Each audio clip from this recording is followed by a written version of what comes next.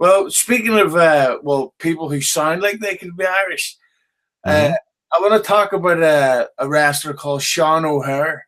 Oh yeah, as a matter of fact, I managed Sean O'Hare in back in the OVW days. Well, to me, when I first seen Sean O'Hare in WCW, to me it was I just looked at him and thought that guy is going to be a headliner of WrestleMania. He had everything. Everything, everything. So, talk Um, to me a little bit about your experiences with Sean O'Hare and about where you think maybe he went wrong in his WWE career. we got him. I think he had a little bit of experience in WCW, and then we got him. I didn't know much of anything about him. I was not a WCW fan at all at that time. And he was the biggest Spider-Man fan in the world. I don't know if you knew that or not. He actually had Spider-Man tattoos up and down his arm, all over his chest, his back. I mean, just wherever he could put a Spider-Man tattoo, you could find one. And his promos were not really the best. He was that's how he ended up with me. They felt he needed a manager. So Sean O'Hare was with me, Mark Henry. Listen to this damn lineup. Me, Mark Henry, John Cena, Rico Constantino, Bull Buchanan, and God, who else do we have during that time? Rob Conway, Eugene. Uh, so I had a damn all-star team, which none of these people, other than Mark Henry, knew they were ever going to see a day in the WWE. There were no guarantees. Mark Henry knew he was going to be there because he was already under contract when he got here. He just didn't get to go back as soon as he thought he was going to go. Mark thought he was going back in a couple of weeks. And I think he actually got back up there in full status with him maybe in a couple of years. He was there for a while. And but now Sean had one hell of a temper. He was very easily rattled to the point of wanting to fight you. But here's the thing. He never started one of the fights that I ever heard of him being in. It was always some dumbass. What's the language at on this show? Oh, you can. Well, over here in Ireland, we swear a lot. So, Yeah. Yeah. Well, I do here on the bowling alley too, but well, let's just say that some dumb fuck in every bar he ever went in would try to start shit with him. mm, They would, and he had a brother who was a hothead too, who was always getting in fights. And normally they would be out together. The brother would get drunk, get into a fight, and then Sean would end up bailing him out of the fight. And but the brother was half the size of Sean, with twice the attitude. And Sean, like I said, I don't remember him ever starting a fight, but people would always start them with him, and then 99 times out of 100, he'd finish them.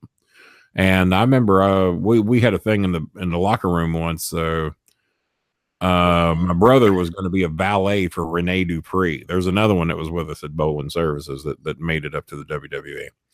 And so my brother was going to be like a one-time valet for him. And then we were going to fire my brother that night because my brother came in looking like he ran a car wash or a junkyard or something. I mean, he just wasn't valet material.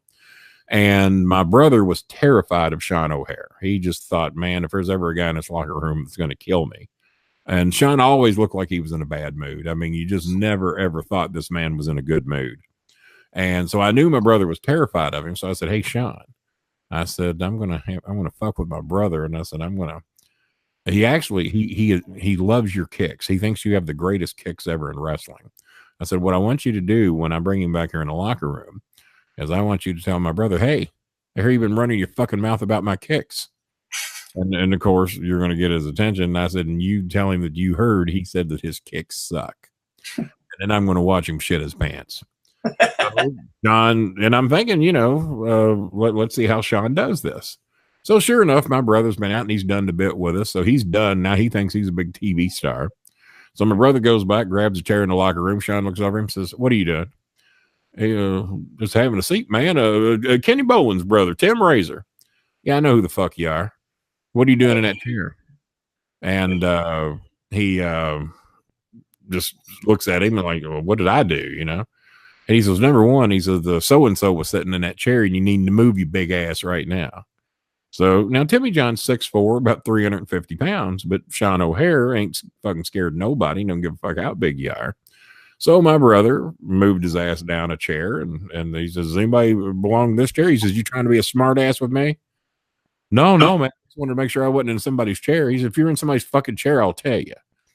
So it sits there and it's peaceful for a minute or two, and I'm not in there. I'm hearing what the boys are telling me, because I know if I'm in there, it'll get fucked. Because I can't be around to start laughing when he's giving him shit, or Tim's going to look to me for defense and say, let him know that I never seen it. So I don't want to be in there, because I don't want to be in there to have to bail him out. I want him to sink or swim on his own and see what he's going to do. So as the boys are telling me the stories, they said finally about a minute, 2 minutes goes by, and he looks over. He says, "What are you doing running your fucking mouth about my kicks?" Tim looks at him and, "What, man?" He said, I love your kicks. That ain't what I fucking hear. I hear you said my kicks look like shit." No, man, no. You can ask Kenny, man. I love your kicks. Yeah, I did ask Kenny. Kenny says you say they look like shit. Kenny's the one that fucking told me, man. You think you calling Kenny a liar? You call Kenny a liar. I fucking dare you to call Kenny a liar. Man, I don't. Now Tim is just shitting his fucking pants, and he's doing this better than any fucking promo he's ever done. Everybody's believing him, because the only ones that know that he is fucking with my brother are me and O'Hare. The locker room does not know that this is a work, so he's fooling the locker room. He's definitely fooling my brother. And he says, "Let me tell you something, you little motherfucker. I don't give a goddamn whose fucking brother you are. I know Bolin's got some stroke around here, but he ain't going to save you tonight, because let me tell you something. When this show's over, you're going to have to go out in that parking lot, and you're going to have to get in your car. I'm going to have to go out in the parking lot and get in my car." He says, "So if you think for one fucking minute you're going to get in your car without a goddamn broken arm tonight, I got fucking news for you. You're not." My brother's like, "What the fuck, man?" He's, "Man, I'm telling you, man, I never said that. I love your kicks." And my brother's big country fucking everything. So he just stands up at him. He says, "Motherfucker, you're dead." And then he walks out of the locker room, and Sean's dying when he gets to me. He says, "Kenny, he bought every fucking word of it." He says, "You can ask anybody in there," which of course I did. So Tim comes running to me, man. "God damn, man, what did you fucking tell O'Hare?" I said, I just told him that you weren't that complimentary of his kicks, that you thought he could do better." "Man, I never fucking said that. Goddamn, man. That motherfucker's wanting to kill me out in the goddamn park. You got to set him straight, man." I said, "You sure you didn't say his kicks sucked?" I said, "Man, I'm just trying to, I thought maybe you knew how to do him better than he did. You'd set him straight." "God damn, man. He's pissed, man. He's pissed." So I finally go in there and I get Sean. He'd gone into the waiting room with all the other boys waiting to go on TV, and he comes back in there. I said, "Sean," I said, "what's this with you and Tim?" I said, "You and Tim got problems?" "Goddamn fucking right, we got problems." He said, "He's the one that said I had shitty kicks." I said, "He's telling me he never said that now. He's telling me he likes your kicks." Oh, well, everything's fine. Come here and give me a hug." So Tim goes over and hugs him, and he's just thinking, God, he ain't going to get his ass beat. But Jimmy Cornette says, "God damn," he said, "if he could fucking do that on TV, he'd make $1 million. He said he had everybody in that fucking locker room believing that he was going to fucking kill your brother." I said, "That's what they all told me." I said, "I don't know why he can't do it on TV." So Sean eventually goes to the WWE, and have you seen the videos of the gimmick they gave him? And he says, where he's encouraging you to cheat on your taxes and cheat on your wife, and go ahead, cheat on your taxes. Who cares? Nothing's going to happen to you. And I'm not telling you anything that you don't already know. Do you remember seeing those?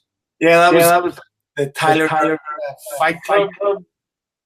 It might have been, but it was always Sean in a long black trench coat, had the hair long, and a white background, and he would walk out and he would come up with some immoral thing for you to do. Cheat on your wife, cheat on your taxes, drive on the wrong side of the road, drive drunk, whatever.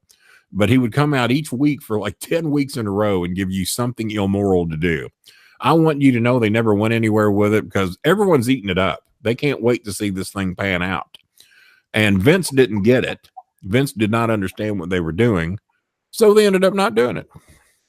Do you not find it weird how much stuff gets on the WWE TV that Vince is like, "Well, I don't understand it, so therefore just push Triple H instead"?